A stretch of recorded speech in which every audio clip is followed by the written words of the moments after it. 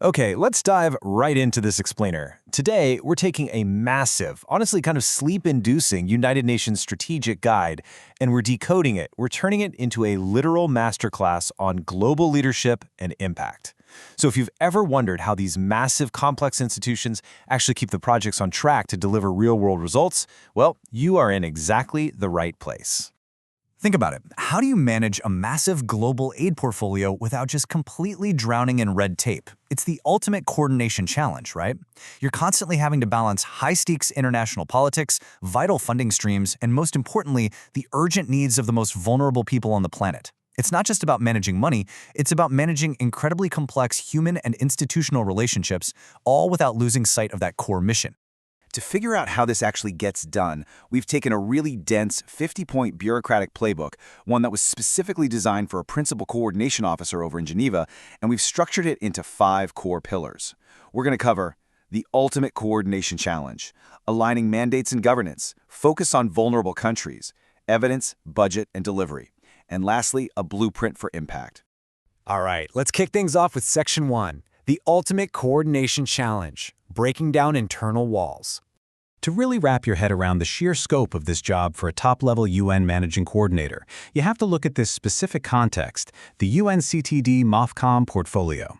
Now, this refers to cooperation projects that are implemented under a Memorandum of Understanding between the UN Conference on Trade and Development and the Ministry of Commerce of China. Basically, it's about taking these lofty, high-level political commitments and translating them into tangible, on-the-ground development results. You're operating right at this crazy intersection of executive leadership, diplomacy, and technical assistance. You've got strict donor compliance pushing on one side and absolutely critical development needs pulling on the other. And just imagine, for a second, trying to get all these different groups to agree on a single path forward. You've got member states, substantive UN divisions, MOFCOM counterparts, other UN partners, non-state actors, and obviously, the actual beneficiaries on the ground.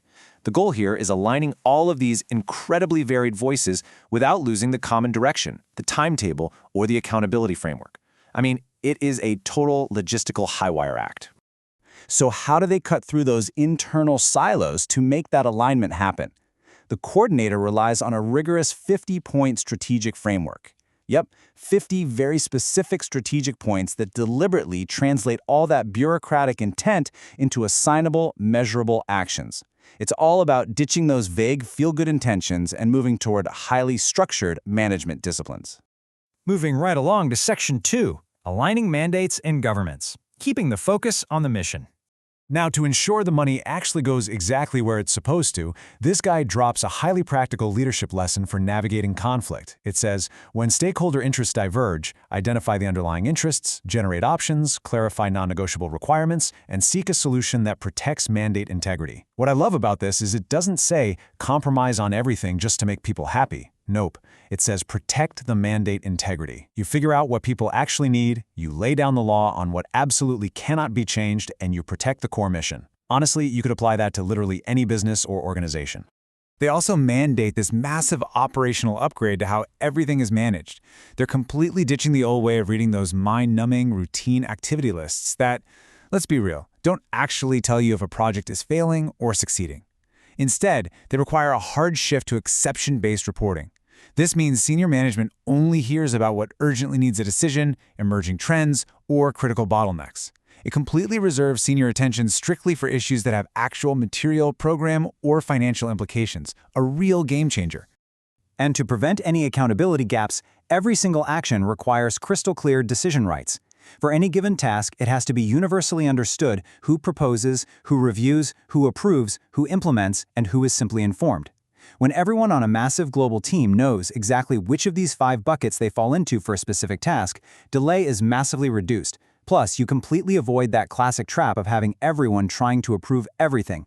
Which brings us to Section 3, focus on vulnerable countries, centering those who need it most. So the entire point of all this administration, all these decision matrices and reporting rules is to effectively serve the strategic center of gravity for these projects, least developed countries, or LDCs. Alongside landlocked developing countries and small island developing states, these economies require highly differentiated, really context-sensitive support. The guide absolutely insists that consultation with these beneficiaries has to happen early enough to actually influence choices. It explicitly warns against just rubber-stamping decisions that have already been made in Geneva. The country's actual demand and institutional capacity have to shape the project choices from day one. On top of that, we have this concept of inclusion by design. The framework dictates that gender equality, accessibility, and climate resilience must be integrated right into the initial analysis. They absolutely cannot just be bolted on as an afterthought once decisions are made. This means accessibility and inclusion are treated as the structural foundation of every single project. It ensures no one is left behind and that the solutions are actually resilient and sustainable for the long haul. Next up, Section 4, Evidence, Budget, and Delivery. Managing risk and resources. To connect high-level financial budgeting directly to the on-the-ground reality and ensure ultimate value for money, they use this surprisingly practical piece of tactical advice. It says, adopt reversible decisions when possible if evidence is incomplete. I absolutely love this. In any complex, fast-moving environment, you are rarely going to have 100% of the data, right? So the guide says, when you don't have all the information, state your assumptions clearly, try to get more data, but make a choice you can easily undo later if those assumptions turn out to be wrong. It is such a brilliant way to keep moving forward without accidentally locking yourself into a disastrous, unchangeable path. They also track success through a beautifully balanced approach. Cold, hard financial data and quantitative tracking, things like approved budgets, forecast accuracy, and delivery against milestones, are always paired directly with qualitative evidence. You don't just ask, hey, did we hit the financial milestone? You ask for the human story. Why did progress actually occur? Who actually benefited from this? What barriers remained? This ensures you aren't just hitting administrative targets while totally missing the actual institutional impact. Finally, we've arrived at Section 5, a blueprint for impact, institutionalizing success over time. So how do you prevent all these great management ideas from just sitting in a drawer gathering dust? Because, let's face it, that happens way too often in large organizations. Well, the strategy relies on a very specific multi-year transformation roadmap. It kicks off with Phase 1, a targeted 100-day testing phase just to establish baselines and test tools on a limited number of projects. Then, Phase 2 refines those processes using real, on-the-ground user feedback and fixes any capability gaps. Finally, Phase 3 institutionalizes the approach through formal policy, performance expectations, and annual reviews. You don't just roll the whole shebang out blindly on day one. You iterate and you adapt. To make sure all this hard-earned knowledge isn't lost, when staff inevitably turns over, they focus heavily on measurable deliverables. We're talking a shared strategic frame, a practical management architecture, an evidence-based improvement cycle, and a controlled knowledge repository. By assigning a strict owner, a specific update frequency, and an evidence file to each of these deliverables, the organization builds an unshakable institutional memory. Those lessons learned are actually converted straight into onboarding materials for the next generation of staff. Ultimately, this isn't just about UN bureaucracy or international diplomacy. When you strip away all the institutional jargon, what you're looking at here is a profound blueprint for effective leadership anywhere. So think about it. How could these principles of transparency, inclusion, and adaptive management upgrade your own organization?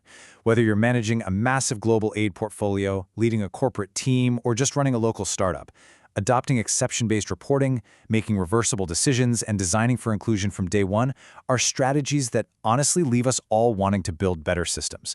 Thank you so much for joining me on this explainer, and I highly encourage you to take at least one of these principles and apply it to your own work this week. Keep learning, and I'll catch you next time.